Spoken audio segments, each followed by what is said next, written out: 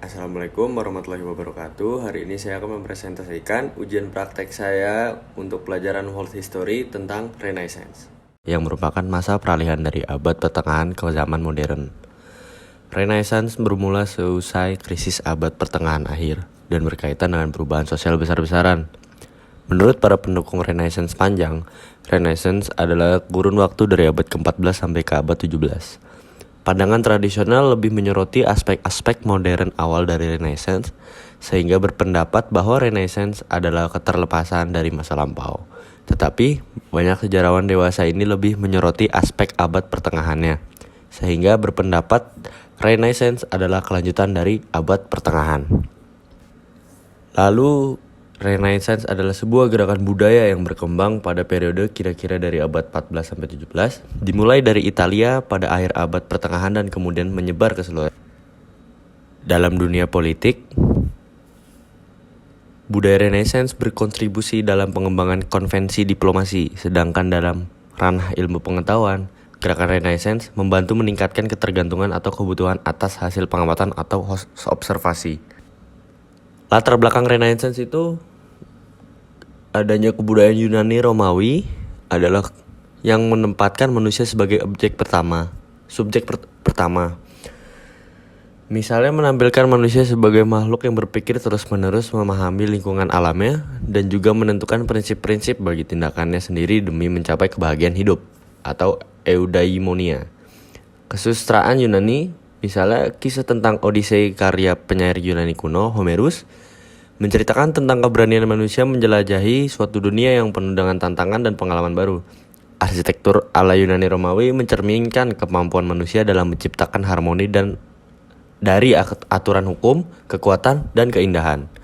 Selain itu, kemampuan bangsa Romawi dalam bidang teknik dan kemampuan berorganisasi pantas mendapatkan acungan jempol. Semua ini jelas menunjukkan bahwa kebudayaan Yunani Romawi memberikan tempat utama bagi manusia dan kosmos. Suatu pandangan yang biasa disebut dengan humanisme klasik. Humanisme klasik itu adalah kebudayaan Renaissance yang ditujukan untuk menghidupkan kembali humanisme klasik yang sempat terhambat oleh gaya berpikir sejumlah tokoh abad pertengahan. Hal ini memiliki kaitan dengan hal yang tadi dijelaskan.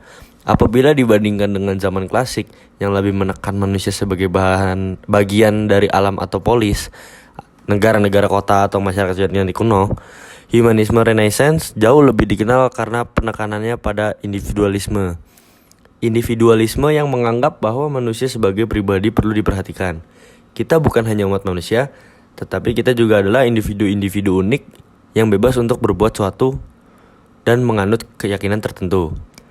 Kemuliaan manusia berdiri terletak dalam kebebasannya untuk menentukan pilihan sendiri dan dalam posisinya sebagai penguasa atas alam. Pico della Mirandola.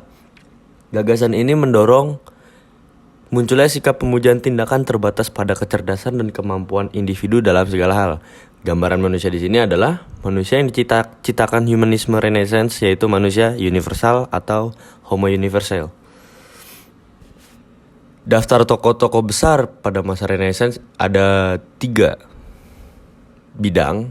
Pertama, bidang seni budaya ada Donatello, Ghirlandaio, sama Desiderius Erasmus, dan masih banyak lagi. Terus pada masa penjelajahan ada Christopher Columbus sama Ferdinand Magellan. Lalu kemudian ada di bidang ilmu pengetahuan ada Johann Gutenberg sama Nicolaus Copernicus, Andreas Vesalius, dan lainnya. Untuk sebuah referensi dari Renaissance adalah istilah Renaissance berasal dari kata Prancis Renaissance, artinya kelahiran kembali. Dari kata dasar Renaître, artinya lahir kembali. Padannya dalam bahasa Italia adalah Rinascimento, dari kata dasar Rinascere. Lalu ada juga pengaruh Renaissance terhadap bangsa Eropa, yaitu dapat membawa pengaruh yang sangat besar terhadap kebudayaan dan kehidupan bangsa Eropa secara keseluruhan. Dan adapun pengaruhnya yang dimaksud adalah sebagai berikut. Ada seni budaya perkembangan lebih pesat juga bebas. Ilmu pengetahuan dan teknologi menjadi lebih maju terlebih dengan didirikannya Universitas Oxford. Lalu ada kesusastraan bangsa Eropa berkembang pesat dan muncul banyak seniman yang menduniai. Kemudian juga ada pengaruh Renaissance terhadap dunia. Zaman Renaissance dianggap sebagai masa persiapan memasuki revolusi besar dalam ilmu, pengetahuan juga seni yang lebih modern, bukan hanya di Eropa tetapi juga di bagian dunia.